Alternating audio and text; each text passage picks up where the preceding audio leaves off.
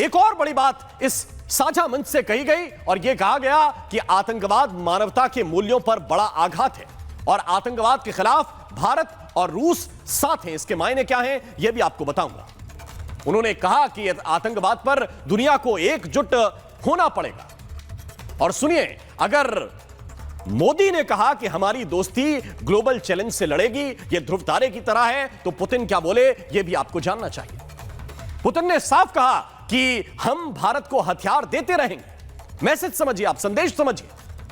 भारत को आधुनिक बनाने में हम मदद करेंगे और जो सबसे बड़ी बात कि बिना रोक टोक के तेल सप्लाई करते रहेंगे। भारत और रूस का जो बिजनेस है वो एक साल में 12% बढ़ा, यह कोट किया पुतिन ने। नए अंतरराष्ट्रीय ट्रांसपोर्ट रूट बना रहे हैं हम लोग, रूस से सीधे हिंद महासागर सामान को पहुंचाएंगे।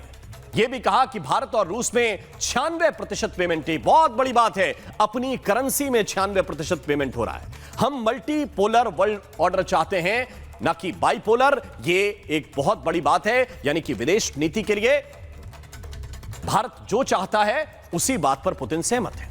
मतलब रूस यह बहुत स्पष्ट कह रहा है कि हम किसान हितैषी नीतियों के समर्थक हैं, फर्टिलाइजर बनाने में सहयोग करेंगे, व्यापार को $64 बिलियन से बढ़ाकर अगले कुछ सालों में $100 बिलियन तक ले जाएंगे, अपनी अपनी करेंसी में काम करेंगे, डॉलर के सामने नहीं झुकेंगे।